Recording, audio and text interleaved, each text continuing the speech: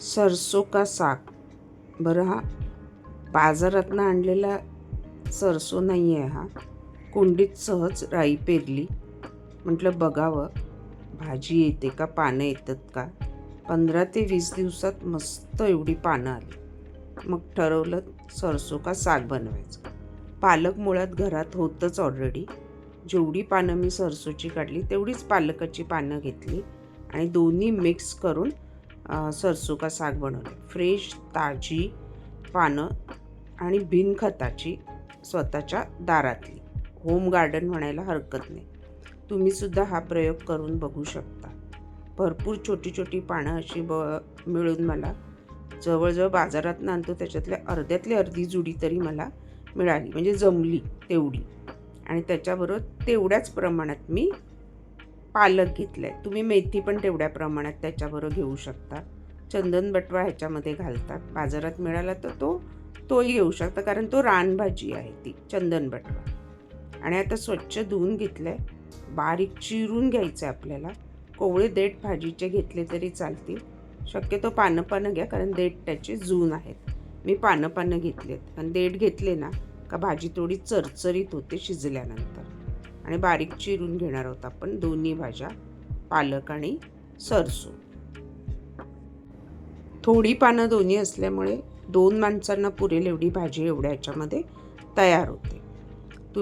मी छोट्या कुंडीत पसरवली होती राई. तुम्ही मोठ्या कुंडीत पसरवली ना तर भरपूर भाजी तुम्हाला 15 ते 20 दिवसात मिळते. आता दोन्ही एकत्र करून त्याच्यात उकळतं पाणी घालणार आहे आणि गॅसवर त्याला चांगलं रटवून मऊ शिजवून घेणार आहे. हिला शिजवून रवीने घोटून बनवलं जातं, पण आपल्याकडे थोडीशीच असल्यामुळे थोडी मी घोटणार आहे आणि थोडी मिक्सरला जस्ट भुरभरवून घेणार आहे. त्याच्यामध्ये हिरव्या मिरच्या 2 तिखटवाल्या घातल्या आहेत, 1 इंच आलं घातलं आहे, 5-6 लसूण पाकळ्या घातल्या आहेत. लसूण पाकळ्यांनी भाजीला चव चांगली येते. ओरिजिनली पंजाबी लोक बनवतात त्यात लसूण शक्यतो घालत नाही, ऑप्शनल आहे, पण मला लसूणचा स्वाद आवडतो म्हणून मी लसूण घातली. भाजी ज्यानं आपली शिजली आहे, थोडीशी घोटली आणि बाकी मी मिक्सरमधनं थंड झाल्यावर भुरभुरायची आहे. मिक्सरमध्ये भुरभुरवताना पाणी त्याच्यातलं काढून घ्यायचं, नाही तर मग फटकन पाणी बाहेर येतं मिक्सरच्या. आता फोडणी देऊया. 2 चमचे तुपामध्ये. पंजाबी भाजी आहे सरसो का साग. तूप आणि बटरशिवाय ते होणार पण नाही आणि तो स्वाद येणार पण नाही. 2 चमचे तुपामध्ये जिरं घालते मी, अर्धा चमचा. जिरं छान असं खरपूस तडतडलं की एक मोठा कांदा मी घालणार आहे त्याच्यामध्ये. थोडंसं भाजी वाढवण्यासाठी प्रयोग चालले, म्हणजे 2 माणसांना तरी ती पुरली पाहिजे. परत फोडणीमध्ये मी लसूण वापरला आहे उभा चिरून, ऑप्शनल आहे. त्याच्यानंतर हिंग घालायचं आहे, जवळजवळ पाव चमच्यापेक्षा जास्त. हिंगाने या भाजीला ना स्वाद चांगला येतो. 1 कांदा, 1 टोमॅटो. खरं तर टोमॅटो पण ऑप्शनल आहेत, बरेच जण घालतात, बरेच जण घालत नाही. 1 सुकी मिरची फोडणीमध्ये आणि छान फोडणी खरपूस परतवून घ्यायचे. कच्चेपणा काढून टाकायचं. हिंग आणि छान खरपूस परतली की त्याच्यामध्ये जे मिक्सरला मी भुरभुरवून घेतलं आहे पालक आणि सरसो, ते आपण त्याच्यामध्ये ॲड करणार आहोत. चवीनुसार मीठ पण घालणार आहोत. थोडंसं बटर घातलं. मगाशीच म्हटलं होतं पंजाबी डिश आहे, तूप आणि बटरशिवाय होणार नाही, अर्थात चवही येणार नाही तेवढी. आणि मीठ चवीनुसार. छान सगळं शिजवून खरपूस फोडणी घेतली ना की भाजीचा स्वाद अजून वाढतो. फोडणी कच्ची राहिली ना तर एक भाजीला स्मेल येतो आणि स्वाद तेवढा लागत नाही.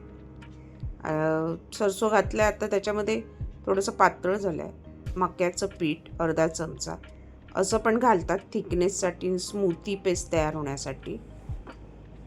आणि मक्याच्या पिठाने आहे ना भाजीला चव अप्रतिम येते. आता छानपैकी उकळलं आणि थिकनेस येतो थोडासा. झाकण ठेवून 3 ते 4 मिनटं मीडियम टू हाय गॅसवर उकळवून घ्यायचे. छान उकळवले. आत्ता आपली भाजी तयार झाली, मस्त घट्ट पण झाली आहे. 2 माणसांना पुरेल एवढी भाजी मस्तपैकी तयार झाली आहे. घरच्या घरी बनवून बघा सरसो का साग. आणि वरून गार्निशिंग आपण हिरव्या सुक्या मिरच्या फोडणीतल्या ठेवणार आहोत. बटर घालणार आहोत पाव चमचा. आल्याचे उभे चिरलेले काप घालणार आहोत. खरं तर या भाजीला आलं भरपूर लागतं, तसंच हिंग पण, त्याने स्वाद वाढतो. तयार आहे आपलं घरगुती सरसों का साग. भाकरी चपाती राईस बरोबर आस्वाद घ्या.